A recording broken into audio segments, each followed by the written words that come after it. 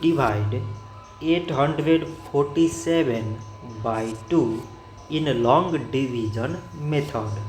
So 2 times 4 is 8. On subtracting we get 0. So now we put down this 4 and 2 times 2 is 4. On subtracting we get 0. So again we put down the 7 and 2 times 3 is 6. On subtracting we get 1. So now this 1 is less than 2 and there is no other number to put it down. So we take here decimal so that we put 0. So it is 10 and 2 times 5 is 10. On subtracting we get 0.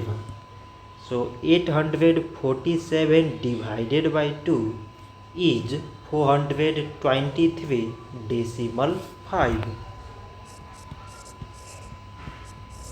So this much for today and thanks for watching.